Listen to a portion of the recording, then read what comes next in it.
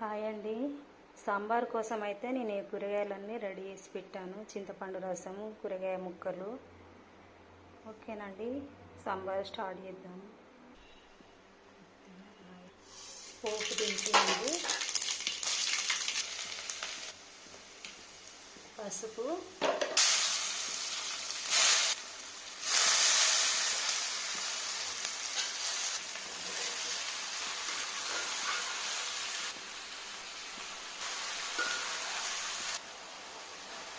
ఉడకబెట్టుకున్న పప్పు దీంట్లో వేసుకున్నానండి.